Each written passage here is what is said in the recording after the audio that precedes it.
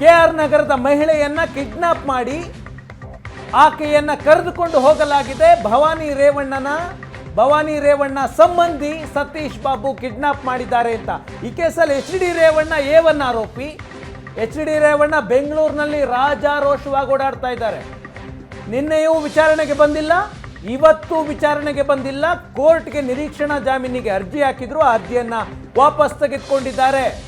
ಮೈಸೂರಿನ KR ನಗರದಲ್ಲಿ kidnap ಆದ ಮಹಿಳೆಗಾಗಿ ಪೊಲೀಸರು ಹುಡುಕಾಟವನ್ನ ಮಾಡ್ತಾ ಇದ್ದಾರೆ.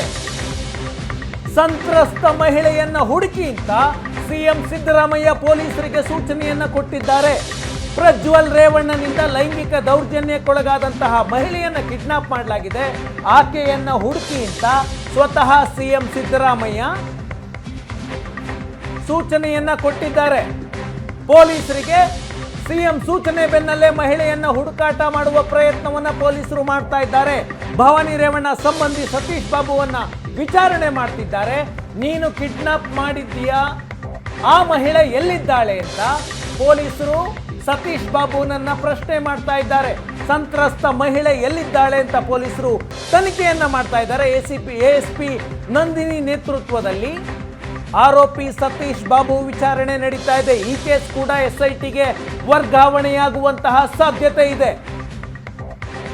ಒಟ್ಟು 3 ಕೇಸ್ಗಳು ದಾಖಲಾಗಿವೆ. ಈವರೆಗೂ 3 ಕೇಸ್ಗಳು SITಗೆ ವರ್ಗಾವಣೆಯಾಗುವಂತಹ ಸಾಧ್ಯತೆ ಇದೆ. ಈಗ 2 ಕೇಸನ್ನ SIT ತನಿಖೆ ಮಾಡ್ತಾ ಇದೆ. ಈ ಕಿಡ್ನಾಪ್ ಕೇಸ್ KR ನಗರದ ಪೊಲೀಸರು ಈಗ ತನಿಖೆ ನಡೆಸ್ತಾ ಇದ್ದಾರೆ. CM ಸಿದ್ದರಾಮಯ್ಯನವರು ಈ ಕೇಸ್ನ ಸಂಬಂಧ ಮಾತನಾಡಿದ್ದಾರೆ, ಪೊಲೀಸರಿಗೆ ಸೂಚನೆಯನ್ನ ಕೊಟ್ಟಿದ್ದಾರೆ.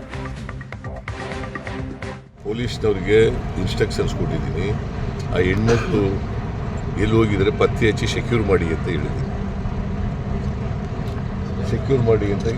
ಸರ್, ಮತ್ತೆ ಈ ಮಾತಿಗೂ ಕುಮಾರಸ್ವಾಮಿ ಫ್ರೀ ಹ್ಯಾಂಡ್ ಕೊಟ್ಟಿದ್ದೀವಿ ನಾವು ಅಂತ ಹೇಳ್ತಾರೆ.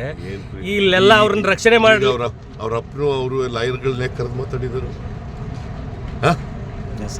ದೇವೇಗೌಡರು ಕುಮಾರಸ್ವಾಮಿನೂ ನಿನ್ನೆ ಅವ್ರ ಮನೆಗೆ ಲಾಯರ್ಗಳ ಕರೆಸಿ ಯಾಕೆ ಚರ್ಚೆ ಮಾಡಿದರು? ಯಾಕ್ರಿ ಚರ್ಚೆ ಮಾಡಿದ್ದಾರೆ? ಒಂದು ಕಡೆ ಹೇಳ್ತಾರೆ ನಾವು ಬೇರೆ ಆಗೋಗ್ಬಿಟ್ಟಿದ್ದೀವಿ, ರೇವಣ್ಣ ಬೇರೆ ನಾನು ಬೇರೆ ಅಂತ ಹೇಳ್ತಾರೆ. ದೇವೇಗೌಡರಿಗೂ ನಮಗೂ ಇದಕ್ಕೆ ಸಂಬಂಧ ಇಲ್ಲ ಅಂತ ಹೇಳ್ತಾರೆ.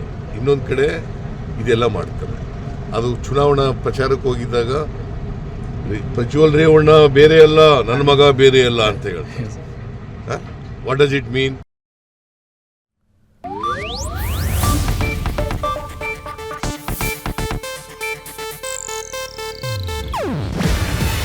ಇದು ಏಷ್ಯಾನೆಟ್ ನ್ಯೂಸ್ ನೆಟ್ವರ್ಕ್ ಪ್ರಸ್ತುತಿ. ನೀವು ನೋಡ್ತಿದ್ದೀರಾ ಏಷ್ಯಾನೆಟ್ ಸುವರ್ಣ ನ್ಯೂಸ್.